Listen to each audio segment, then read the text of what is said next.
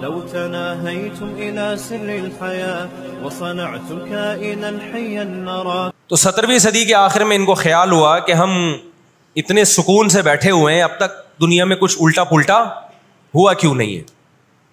ان کو خیال ہوا یہودیوں کو. قرآن نے ان کے بارے میں کیا کہا؟ ضربت علیہم الذلہ, ہم نے ان پر ذلت کو دے مارا ہے. آپ کو پتا ہے کہ یہود کا لفظ اتنی بڑی گالی دنیا کے لیے بن گیا تھا.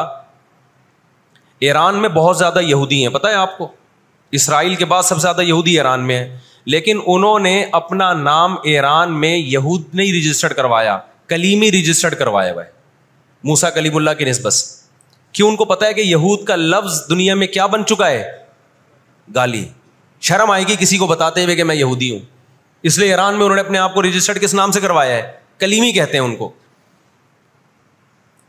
میں مانتا ہوں سارے یہودی ایسے نہیں ہوتے, میں نے پہلے وضاحت کر دی, ہمیں یہودیوں سے دشمنی نہیں ہے, کیونکہ قرآن جہاں یہودیوں کی برائی بیان کرتا ہے وہاں قرآن یہ بھی کہتا ہے لیسوا سواء, سارے ایک جیسے نہیں ہیں. قرآن اعتدال سے بات کرتا ہے, سارے ایک جیسے نہیں ہیں, لیکن جتنا شر اور فساد اس قوم میں ہے قرآن کہتا ہے کہ اتنا دنیا میں کسی اور قوم میں نہیں ہے. لَتَجِدَنَّ أَشَدَّ النَّاسِ عَدَاوَةً لِلَّذِينَ آمَنُوا الْيَهُودَ, اللہ کہتے ہیں تو مسلمانوں کا سب سے بڑا دشمن, دنیا کی جتنی قومیں ہیں ان میں سب سے بڑا دشمن کس کو پاؤ گے؟ یہود کو پاؤ گے. اس کے بعد مشرکین کو پاؤ گے, اور اسلام کے سب سے زیادہ قریب تم کس کو پاؤ گے؟ نصارہ کو, عیسائیوں کو پاؤ گے.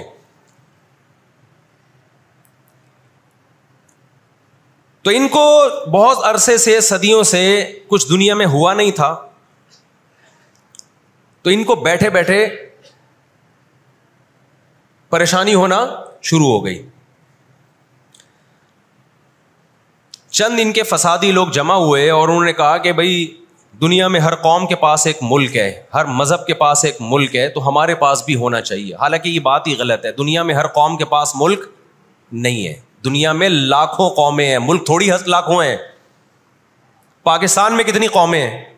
سرائکی ہے, پنجابی ہیں, اردو ہیں, پٹھان ہیں, بلوچی ہیں. اگر قومیت کی بیس پہ ملک بنانا شروع کر دیں پھر تو ایک ایک انچ کے ملک وجود میں آئیں گے. پھر سرائکیوں میں جائیں گے تو سرائکیوں میں 20 قومیں ہیں, پٹھانوں میں جائیں گے پٹھانوں میں 40 قومیں نکلیں گی, مہاجروں میں جائیں گے ان میں صدیقی الگ ہے, ہاشمی الگ ہے, 20 قسم کے, بہاری الگ ہے. وہ تو قوم در قومیں بٹتی چلی جائیں گی. انہوں نے کہا دنیا میں ہر مذہب کے پاس ایک ملک ہے. حالانکہ یہ بات بھی, سکھوں کے پاس کوئی الگ ملک ہے؟ کوشش کر رہے ہیں وہ بنانے کی, لیکن اب تک کی رپورٹ کے مطابق نہیں ہے. بہت ساری دنیا میں مذہب ہے جن کے پاس کوئی کنٹری. مذہب کی بیس پہ حکومت دنیا میں 3 قوموں نے کی ہے, مذہب کی بیس پہ, جو آسمانی مذاہب ہیں, یہود, عیسائی اور مسلمان. پہلی جنگ عظیم ختم ہونے والی تھی, دنیا امن و امان کی طرف آ رہی تھی, ان کو وہ دنیا کا امن پسند نہیں آیا. انہوں نے جناب طے کیا کہ ہمیں ایک ملک ملنا چاہیے. ان کے بڑے بیٹھے, کسی نے کہا افریقہ میں ہونا چاہیے, کسی نے کہا فلاں جگہ ہونا چاہیے, کسی نے کہا فلاں جگہ ہونا چاہیے. ان میں چند شرارتیوں کو خیال آیا کہ اگر ہم کسی بھی ملک میں کسی بھی زمین پہ اناؤنس کریں گے نا یہاں ہم نیا کنٹری بنانا چاہتے ہیں, تو ہمارے یہود خود اس پہ آمادہ نہیں ہوں گے. اس لیے کہ جو شخص کسی ملک میں سکون اور اطمینان کے ساتھ رہ رہا ہے, کوئی یہودی, تو وہ کیوں آئے گا ہجرت کر کے وہاں پہ؟ سمجھ میں آ رہی ہے بات؟ بھائی آپ کسی کنٹری میں امن اور سکون کے ساتھ ہو, اعلان ہوتا ہے ان لوگوں کے لیے وہاں الگ ملک بن رہا ہے, تو آپ کہو گے مجھے جانے کی کیا ضرورت ہے جب میں یہاں سکون اطمینان سے ہوں, مجھے تمام حقوق حاصل ہیں. یہودیوں کو پوری دنیا میں ہر قسم کے حقوق حاصل تھے, اور سب سے زیادہ یہودیوں کے ساتھ اچھا سلوک مسلمان خلفاء نے کیا ہے. یہودی خود اس کے معترف ہیں کہ مسلمانوں کی اور ہماری جنگیں وہ بنو قریظہ اور بنو نذیر کے بعد, وہ جو مدینہ کے دور میں اس کے بعد کبھی بھی نہیں ہوئی ہیں. مسلمانوں کی لڑائیاں یا تو اہل فارس سے ہوئی ہیں, ایران جو پہلے کا ایران تھا, یا عیسائیوں سے ہوئی ہیں, یہودیوں سے جھڑپیں نہیں ہوئی ہیں. تو ان کو خیال ہوا بیٹھے بیٹھے کہ ہمیں الگ ریاست چاہیے. مختلف جگہوں کا سلیکشن ہوا, سب ریجیکٹ ہو گیا. تو صہیونیوں کو خیال آیا کہ اگر ہم بیت المقدس کا نعرہ لگاتے ہیں کہ ہمیں بیت المقدس دوبارہ چاہیے, یہ ہمارے آباء و اجداد کا وطن ہے, تو الگ ریاست کا منجن بہترین طریقے سے بک سکتا ہے. مذہبی لوگ جہاں لوگوں کو صحیح گائیڈ کرتے ہیں, خوب سمجھ لو مذہب کے نام کا منجن بھی مذہب میں ہی بکتا ہے. آج بھی ایسا ہو رہا ہے. بہت سی مذہبی تحریکیں لیبل کس کا لگا رہی ہوتی ہیں؟ اسلام میں بھی ایسا ہی ہے. جہاں اسلام میں آپ کو اچھی تحریکیں ملیں گی, وہاں ایسی تحریکیں بھی ملیں گی کہ لیبل کس کا لگایا جا رہا ہوتا ہے؟ مذہب کا, اور مقصد اس کے پیچھے دنیاوی مفاد ہوتے ہیں. اس کو سمجھنے کی ضرورت ہے. ہمارے یہاں جہاں بھی نعرہ لگ جائے نا مذہب کا, تو لوگ سارے گدھے گھوڑوں کی طرح اکٹھے ہو جاتے ہیں. یہ نہیں دیکھتے کہ اس کے پیچھے اس کے مقاصد کیا ہیں.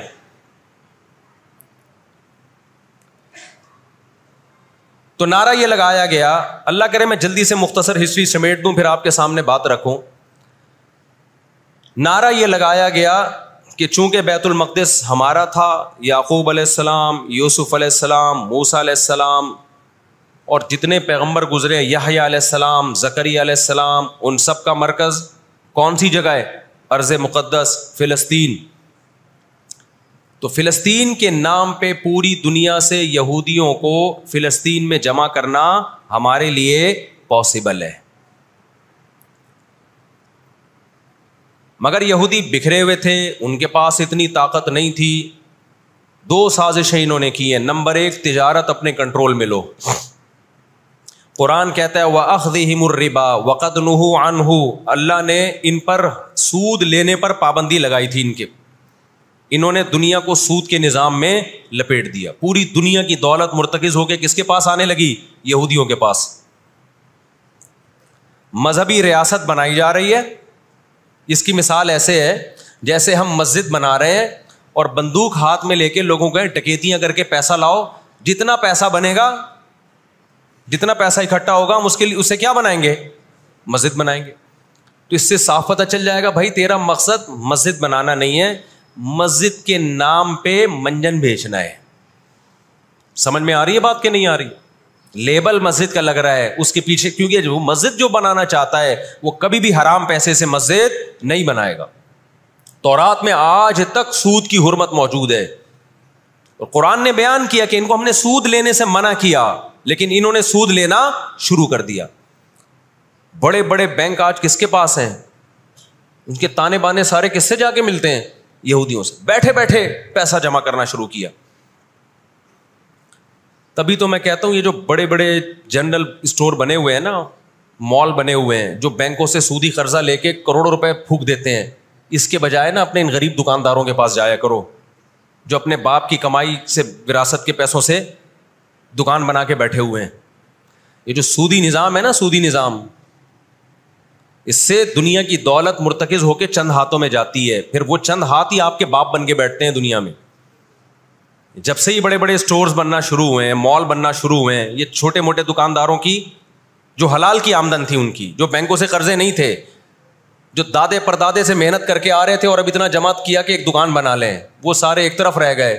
اور ایک سرمایہ دار اٹھتا ہے بینکوں سے اربوں روپے کا قرضہ لے کے ایک بہت بڑی بلڈنگ بنا دیتا ہے اور بیٹھ کے نوٹ چھاپتا ہے. وہ یہ کون سا ان کی خون پسینے کی کمائی ہوتی ہے؟ تو اس عذاب میں دنیا کو کس نے دھکیلا؟ سودی نظام میں. بولو, یہودی نے دھکیلا ہے. ان کے شاطر دماغ نے کام کیا کہ پوری دنیا کی معیشت کس کے کنٹرول میں لے کر آؤ؟ اپنے کنٹرول میں. آج اگر حاجی, ہم یہاں سے حج کرنے جاتے ہیں نا, میں نے ایک دفعہ سعودی عرب میں کسی سے پوچھا کہ یہودیوں کو یہ کھٹکتا نہیں ہے, اتنے لاکھ لوگ آ رہے ہیں, 40 لاکھ 50 لاکھ لوگ حج کر کے جا رہے ہیں, ان کو کھٹکتا نہیں ہوگا؟ اتنی اللہ نے مسلمانوں کو عزت دی. انہوں نے کہا ان کو نہیں کھٹکتا, یہ چاہتے ہیں کہ 40 لاکھ کے بجائے 80 لاکھ لوگ حج کیا کریں. وجہ اس کی ہے کہ وہاں سارا مال ان کی کمپنیوں کا بکتا ہے. میں سمجھا پا رہا ہوں اپنی بات؟ ساری پروڈکٹ کس کی بکتی ہیں؟ منجن انہی کا بک رہا ہے وہاں بھی. تو چاہتے ہیں 40 لاکھ کے بجائے کتنے لاکھ حج کیا کریں؟ 80 لاکھ حج کیا کریں. اللہ میاں نے حج کا جہاں تذکرہ کیا نا, وہاں تجارت کا بھی تذکرہ کیا ہے. لیس علیکم جناح ان تبتغوا فضلا من ربکم. مسلمان جب حج کرنے جاتے تھے تو تجارت بھی کرتے تھے, کیونکہ پوری دنیا سے مسلمان آ رہے ہیں. ایک ملک میں ایک چیز سستی ہے, دوسرے ملک میں وہ مہنگی ہے, تو تو اس ملک والا یہ سستی چیز لے گیا, یہ والا یہ سستی چیز لے گیا, دونوں پارٹیوں کو پیسہ مل رہا ہے, حج بھی ہو رہا ہے, پیسہ بھی مل رہا ہے. صحابہ کو خیال آیا کہ یہ تو ہم حج کرنے جا رہے ہیں, اس میں ہم بزنس بھی اگر کرتے ہیں تو ہمارے تو حج کا اجر ضائع ہو جائے گا. اللہ نے فرمایا نا نا نا نا نا, اگر تم حج کے ساتھ تجارت بھی کرو گے, تجارت کا فائدہ بھی ملے گا اور حج کا بھی پورا پورا ثواب ملے گا تمہیں. کیوں؟ اللہ چاہتے تھے کہ حج کے ذریعے معیشت بھی مسلمانوں کی مضبوط ہو. اللہ تھوڑی مسلمانوں کو کمزور دیکھنا چاہتے ہیں. آج حج مسلمان کر رہا ہے, گناہ بھی معاف کروا کے آ رہا ہے, فائدہ کس کو ہو رہا ہے؟ یہودی کو ہو رہا ہے. میں نے وہاں سعودی عرب میں کسی بڑے سے پوچھا, میں نے کہا یار آپ مسلمانوں کی پروڈکٹ یہاں کیوں نہیں بیچتے؟ انہوں نے کہا ایک دفعہ ہم نے پاکستان سے مرغی منگوائی تھی, چکن پاکستان سے منگوائی تھی تاکہ بلا شک و شبہ حلال ہو, یعنی سب کو پتا ہو کہ حلال ہے. ایک دفعہ بھیجی, اس کے بعد 2 نمبری کی ان لوگوں نے, تو سعودیہ نے بین کر دیا. آپ کے جتنے مسالے ہیں نا, میں نام نہیں لے رہا کمپنیوں کے, ایک ایک کا نام لے کے بتاتا. میں ابھی مسقط ایک ہفتہ رہا ہوں, میں نے وہاں دبا کے بد پرہیزی کی ہے. لڈو بھی کھائے, مٹھائیاں بھی کھائیں, بریانیاں بھی پھوڑی, ایک دفعہ پیٹ خراب نہیں ہوا. جرمنی گیا, پھوڑ پھاڑ کے آیا, پیٹ خراب نہیں ہوا. سعودی عرب گیا, پھوڑ پھاڑ کے آیا, پیٹ خراب نہیں ہوا. یہاں آیا ہوں, کھچڑی کھا کے پیٹ خراب ہو جاتا ہے. پتہ نہیں کیا کھلا رہے ہیں یار ہمیں. مسقط میں نے پوچھا یار یہاں پیٹ نہیں خراب ہو رہا؟ انہوں نے کہا یہاں آپ کے مسالوں پر پابندی ہے, پاکستان سے مسالوں پر یہاں کیا ہے؟ پابندی ہے, اس لیے پیٹ خراب نہیں ہو رہا. جرمنی میں مجھے وہاں لوگوں نے بتایا کہ جرمنی میں پاکستانی مسالوں پر کیا ہے؟ پابندی ہے, اس لیے پیٹ خراب نہیں ہو رہا. جہاں پاکستان سے مسالہ جائے گا لوگوں کے پیٹوں کی ایسی کی تیسی کر دے گا وہ. یہ ہے بزنس, سمجھ رہے ہو؟ پھر کچھ مسالے آ رہے ہیں وہاں پہ, لیکن ان میں وہ ٹیسٹ نہیں ہے جو یہاں ہے. وجہ کیا ہے کہ یہاں جو کیمیکل ڈل رہا ہے نا ٹیسٹ کے لیے, وہ کیمیکل کے بغیر جا رہے ہیں, پھر وہ ایکسپورٹ ہو رہے ہیں, اس لیے اس میں وہ ٹیسٹ تو نہیں, لیکن صحت نہیں خراب کر رہے. یہاں فوکس کیا جا رہا ہے ٹیسٹ کو, صحت گئی تیل لینے, اور آپ اور میں کھا رہے ہیں الحمدللہ, آتے ہی پیٹ خراب ہو گیا. خیر, تو یہود نے کس کو, اب دیکھو یہود نے بڑی ایمانداری سے بزنس کیا کہ ہم ایسی پروڈکٹ مارکیٹ میں بیچیں گے جو 1 نمبر ہوگی, اور بہت ساری سازشیں بھی کی, ایسی ایسی سازشیں ہوئی ہیں. انہوں نے دیکھا کہ جو مسلمان کمپنی بہت زیادہ آگے بڑھ رہی ہے نا, آپ کو یاد ہے پولکا کمپنی, ایک پولکا کے ہم آئس کریمیں کھایا کرتے تھے بچپن میں, عیدی ملتی تھی. ایسی بڑی بڑی کمپنیوں کو جب دیکھا نا ترقی کر رہی ہیں, منہ مانگی قیمت دے کے خرید کے بند کر دیا کہ ایک دفعہ انویسٹ کر دو, اچھا خاصا لگا دو پیسہ, لیکن ان کو آگے نہیں بڑھنے دو. اس کا نتیجہ یہ نکلا کہ دنیا غلام بنتی چلی گئی. اکنامکلی کس کی غلام بن گئی؟ آج امریکہ اسرائیل کو غلط کہہ کے بھی کس کا ساتھ دیتا ہے؟ مجھے یاد ہے چند سال پہلے امریکی صدر نے بیان دیا تھا اسرائیل نے یہ غلط کیا ہے, یونائٹڈ نیشن کے لا کی پابندی نہیں کی ہے, لیکن ہم پھر بھی کس کے ساتھ ہیں؟ پورے الفاظ بتا رہا ہوں میں, پھر بھی ہم کس کے ساتھ ہیں؟ مانتے ہوئے. اس کو پتا ہے, وہ اس کی مثال وہ 50-50 میں ایک آیا کرتا تھا نا, 50-50 میں ایک کلپ وائرل ہوا ہے کہ کمنٹری ہو رہی ہے کہ سلیم اللہ بہت اچھا کھیل رہا ہے اور کلیم اللہ تو کھیل ہی نہیں رہا. اب لوگ جو کمنٹری کرنے والا ہے اس سے کہہ رہے ہیں ابے یا تو کھیل ہی نہیں رہا, وہ جو تماشائی تھے وہ چھوڑ کے جانے لگے, تو غلط کمنٹری کر رہا ہے. اس نے کہا تم جہنم میں چلے جاؤ لیکن کھیل یہی صحیح رہا ہے, بھلے تم جاؤ. وہ انہوں نے کہا ہم گھر جا رہے ہیں, انہوں نے کہا تم گھر نہیں, تم جہنم میں جاؤ, لیکن یہی سلیم اللہ بہترین کھیل رہا ہے. پھر دکھایا کہ پیچھے بندوق رکھی ہوئی ہے کسی نے. تو اس وقت امریکہ کو گچی سے کس نے پکڑا ہوا ہے؟ طاقت امریکہ کے پاس زیادہ ہے, سازشیں کس کے پاس زیادہ ہیں؟ اسرائیل کے پاس ہے. معیشت پہ ایسا قبضہ کیا ہوا ہے, گچی سے پکڑا ہوا ہے کہ ہلنا نہیں. آج پوری دنیا میں فلسطینی نہتے ہو گئے.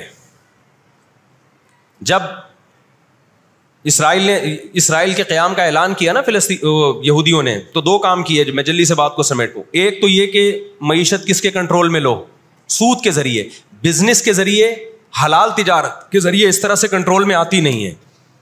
وہ سود جو تمام مذاہب میں حرام ہے, عیسائیت میں بھی, یہودیت میں بھی, اسلام میں بھی, اس سود کو پروموٹ کیا دنیا میں, تاکہ سود کے ذریعے آپ اندرون سندھ جاؤ نا, بڑے بڑے زمینداروں نے ہاریوں کو, کسانوں کو اپنے کنٹرول میں لیا ہوا ہے سودی قرضے دے دے کے. وہ بےچارے ہل نہیں سکتے, ساری زندگی ان کے غلام بنے رہتے ہیں وہ. اللہ جزائے خیر دے, ہمارے جامعۃ الرشید کے ایک استاذ ہیں, بڑے مالدار بھی ہیں, انہوں نے وہاں جا کے بہت سارے حاریوں کے قرضے ادا کر کے ان کو اس غلامی سے نکالا ہے. اور بہت سے ان میں ہندو بھی ہیں بہت سارے, وہ مسلمان بھی ہوئے ہیں, ان کو اور ہر طرح سے سپورٹ کرنا, ایسے ادارے بنے ہوئے ہیں اندرون سندھ. تو ایک کام تو یہ کیا کہ معیشت اپنے کنٹرول میں. دوسرا کام کیا کہ ان کو پتا تھا کہ جب تک بڑی طاقتیں ہمارے ساتھ نہیں ہوں گی اس وقت تک ہم اسرائیل کا قیام وجود میں نہیں لا سکتے. اس کے لیے سب سے زیادہ اسلام دشمنی میں برطانیہ کے ساتھ ایگریمنٹ ہوا. اور آپ حیران ہوں گے, برطانیہ کی اسمبلی میں جب یہ قانون پاس ہوا, قرارداد پاس ہوئی ہے کہ ہم نے فلسطینیوں کو, اسرائیلیوں کو, یہودیوں کو فلسطین میں جا کے آباد کرنا ہے, تو آپ حیران ہوں گے کہ اس میں اس کی سب سے زیادہ مخالفت اسمبلی میں موجود ایک شخص نے کی جو یہودی تھا. اس نے ایک آواز اٹھائی کہ اگر ہم نے ایسا کیا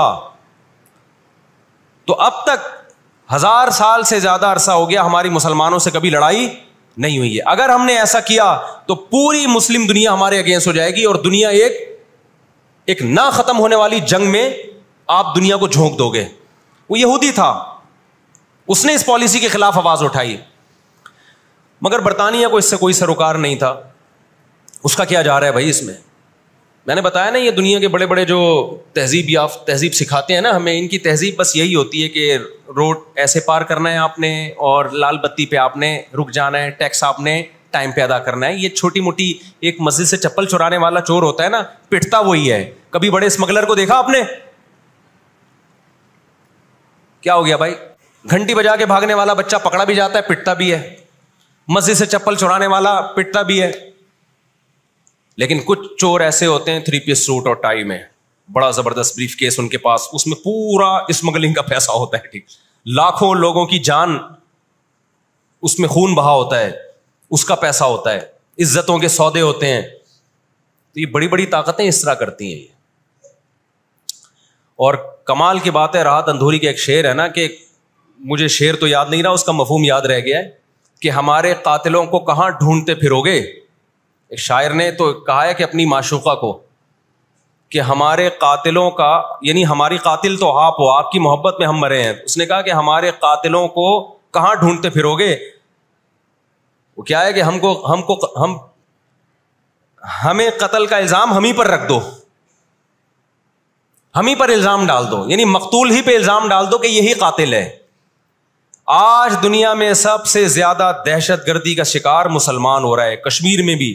اور میں کشمیر کے بارے میں نیوز چینل کی رپورٹ پیش نہیں کر رہا, میں دنیا میں جاتا ہوں, مقبوضہ کشمیر کے مسلمانوں سے بھی ملتا ہوں.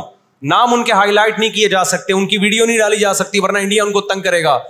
مقبوضہ کشمیر میں کوئی ایک مسلمان ایسا نہیں ہے جو انڈین گورنمنٹ سے خوش ہو. ابھی مسقط میں ایک خاتون ملی مقبوضہ کشمیر سے, مجھے تو لوگ پہچان لیتے ہیں, کہنے لگے مفتی صاحب خدا کا واسطہ آپ آواز اٹھائیں, ہم پر بہت ظلم کر رہا ہے انڈیا, بہت مار رہا ہے ہمیں کشمیر میں, بتاؤ دنیا آواز اٹھا رہی ہے اس پہ. کیونکہ مسلمان کا خون بہ رہا ہے. روہن گیان میں کس کا خون بہتا ہے؟ برما میں مسلمان کا خون بہتا ہے. فلسطین میں کس کا خون بہ رہا ہے؟ مسلمان کا خون بہ رہا ہے. جہاں مسلمان کا خون بہے گا دنیا منہ پہ ٹیپ لگا لیتی ہے. جہاں کوئی ایک غیر مسلم, ہماری نظر میں مسلمان کا خون بہے یا غیر مسلم کا, ہم فرق نہیں کرتے, کسی پہ بھی ظلم ہوگا ہم آواز اٹھائیں گے. لیکن دنیا یہ فرق کرتی ہے, لیبل یہ لگاتی ہے کہ انسانیت پہلے مذہب بعد میں, لیکن ان کا ایٹیٹیوڈ بتاتا ہے کہ ان کی نظر میں مذہب پہلے ہے, انسانیت بعد میں ہے. دنیا میں سب سے سستا خون مسلمان کا ہو گیا ہے. تو 2 کام کیے. نمبر 1, اکنامکلی مضبوط کرنا ہے, سود کے ذریعے, تجارت کے ذریعے نہیں, سودی تجارت کے ذریعے. اس کے بعد کیا برطانیہ سے معاہدہ ہوتا ہے, اور چند سالوں میں 1917 میں برطانیہ نے اعلان کیا کہ بھائی ہم پوری دنیا سے یہودیوں کو لا کے کہاں آباد کریں گے؟ فلسطین میں. اس وقت مکمل فلسطین کس کا تھا؟ عربوں کا تھا, وہ مسلمانوں کا تھا. چند سال میں 33% یہودی اسرائیل میں آ کے, فلسطین میں آ کے آباد ہو گئے, اور وہ وہاں گڑبڑ شروع کر دی انہوں نے. نہتے فلسطینیوں کو مارنا، قتل کرنا، ان کی زمینوں پہ قبضہ کرنا. فلسطینیوں نے آواز اٹھائی اور غیرت مند لوگ ہیں وہ، انہوں نے کہا لن نترک شبرا للذل، ہم ایک بالش بھی نہیں دیں گے. جب تک سلطان عبد الحمید تھا نا خلیفہ مسلمانوں کا، اس نے یہودیوں سے کہا تھا کہ شاپر میں مٹی اٹھا کے بھی لے جانے نہیں دوں گا فلسطین کی. سمجھتے ہو؟ دیکھو مسلم حکومت چاہے کیسی نالائق ہو، خلافت چاہے کیسی نالائق ہو، اس کا وجود نہ ہونے سے بہرحال بہتر ہے. آج لوگ کہتے ہیں ترک بدعتی تھے، ترک میں مزار تھے. میں مانتا ہوں یہ چیزیں غلط تھیں، لیکن اب مزار ختم ہو گئے، اس کے بجائے دوسری غلط چیزیں بہت ساری آ گئی ہیں، اور بہت ساری الٹی چیز. جب تک ایک ہماری ریاست تھی، ایک حکومت تھی، نہ بوسنیا کا مسئلہ کھڑا ہوا تھا اور نہ اسرائیل کا مسئلہ کھڑا ہوا تھا. تو 33% یہودی آ کے آباد ہوئے. 1945 میں جب پہلی جنگ عظیم کا خاتمہ، دوسری جنگ عظیم کا خاتمہ ہوا، برطانیہ کی ایسی کی تیسی ہو گئی تھی. قرآن کہتا ہے وَكَذَلِكَ نُوَلِّي بَعْضَ الظَّالِمِينَ بَعْضًا. یہ عجیب الفاظ ہیں قرآن کے. ہم بعض ظالموں کو بعض کے ذریعے پٹواتے ہیں. ہندوستان میں بہت سارے علماء کھڑے ہوئے انگریز کے خلاف، لیکن شکست ہوئی. اللہ نے پٹوایا کس سے؟ برطانیہ کو، ہٹلر کے ذریعے. ٹھیک ہے برطانیہ جنگ ہارا نہیں، لیکن اتنا کمزور ہو گیا، جو اس نے 200 سال محنت کی تھی بر صغیر پہ کنٹرول کرنے کے لیے، اسے اندازہ ہو گیا کہ اب میں وہ کنٹرول برقرار نہیں رکھ سکتا. اور ہٹلر کے ایصال ثواب کے لیے بر صغیر کے مسلمانوں کو اور ہندوؤں کو آزادی ملی. کس سے؟ برٹش سے آزادی ملی. ہوا و حرص والا دل بدل دے، میرا غفلت میں ڈوبا دل بدل دے.